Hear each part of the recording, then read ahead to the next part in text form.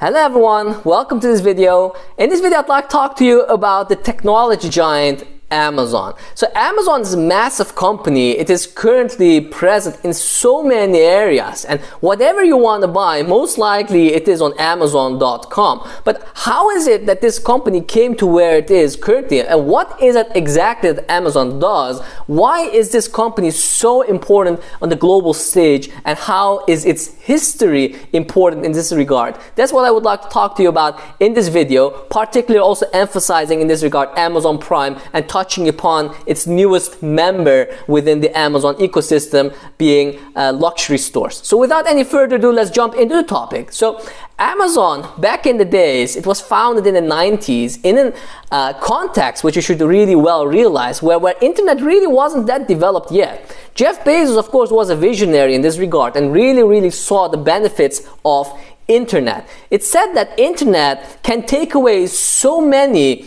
of the disadvantages of physical stores. It is so much less limited. So think about it. Physical stores, if you build something, it's very difficult to change. It's very difficult to customize and personalize a store. And it's also so difficult to fit so many things inside the store without it becoming very chaotic. But on the internet, you can do all of this through coding, through design. And so Jeff Bezos really thought that he should build Amazon on the internet, and that would allow Amazon to scale beyond any of its competitors. So that's how it started off. It would start an e-retail company. It would start selling stuff on the internet. So then the question is, of course, what are you going to sell? At that point, because it was just recently starting, of course, transportation costs were very important. And so it thought about, okay, which products are really kind of standardized in terms of size and are not that vulnerable for breaking. And so Jeff Bezos' attention was caught by books. And so it tried it out, and books were indeed very easy and very fastly shippable. And so it started off with selling books through e-retail. At that point, of course, Barnes & Noble was its biggest competitor. However, I think it's no surprise if I tell you that today, all around the world, Amazon is well known, whereas Barnes & Noble is not, because Barnes & Noble did actually underestimate the internet. It didn't think that people would want to buy stuff through the internet and just wanted to buy them through physical stores. But then again, you see that a lot of the benefits of the internet, for example, being able to have so much more choice by having a mega warehouse and by able to customize and personalize the website based on previous purchases, all of these benefits made that Amazon made it, where Barnes & Noble in the end didn't. So Amazon started off as selling books through e-retail, but of course that was not the goal. It was just the first stepping stone. So Amazon wanted to continue, and so it wanted to basically sell everything. And if you've read the Everything Store book, then you understand where this name comes from. Wanting to sell everything means that Amazon should indeed become the everything store. So it started adding all sorts of extra products to its inventory, and at this point, of course, a lot of other competitors suddenly became relevant. Companies like Walmart, for example, became relevant because these types of companies, of course, sell also kind of everything. But again, Walmart was bound by physical rules because they also kind of underestimated the internet. Then you had eBay. But eBay was quite different. It didn't scale that well. It was more about auctions, whereas Walmart, through not being auctions based, later on only adding auctions, but being mainly about buying and selling, and in this way having more clarity about what the price is, what the consumer wants and is able to get, allowed Amazon to also scale well beyond, for example, eBay. So Amazon nowadays indeed kind of is the everything store, and a lot of its competitors have kind of adopted the Amazon model one way or another, but Amazon, through its improvements, particularly also in the technological interface, but also in terms of customization and personalization, indeed made it kind of as being the everything store. But that's not where Amazon wanted to stop, because then you have Amazon being just an e-retail company. But then what? You have competitors like Microsoft, competitors like Apple, right? Competitors that are really technology companies like Google, competitors that you also want to be like, because these are really companies that everyone looks up to, and you're just e-retail. You're just allowing people to buy and sell stuff. And that's what Amazon also aspired to become, a technology company. If you look at it, what it nowadays is doing, Alexa is about artificial intelligence. Amazon Web Services is about cloud computing.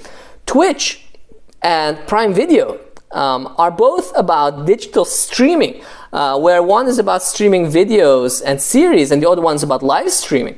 And then you have Kindle, of course, which is, of course, something that came from Amazon's past, being a book retailer, e-retailer. After that, of course, the Kindle allowed it to also have hardware on top of that, and through Kindle, Amazon was able to also move into the tablet domain. So all of these has made that Amazon, through technological investments, through its R&D, was indeed able to become a technology company.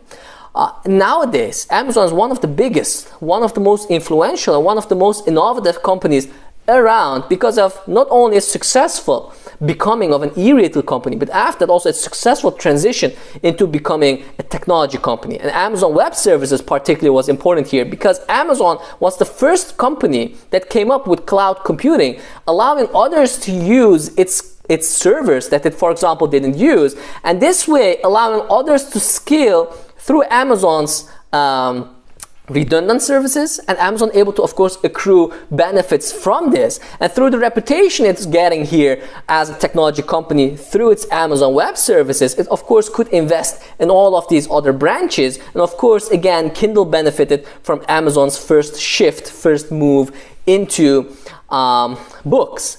So if shortly to touch upon Prime Video, this of course came after Netflix got very popular and Amazon wanting to rival Netflix in this area, and after successful purchase of LoveFilm back in the day, and after investing heavily on that, Prime Video also came forward. Now, one of the key important things of Amazon is Amazon Prime. So Amazon Prime actually allowed Amazon to scale well beyond its competitors, and it's important to understand what Amazon Prime is. So Amazon Prime, of course, it just looks like a subscription service, but you should understand that Amazon Prime actually feeds into all of the products and services that Amazon has. Okay, so Amazon Prime allows you to, for a fixed fee, monthly, yearly, whatever, to be able to get free fast shipping, right?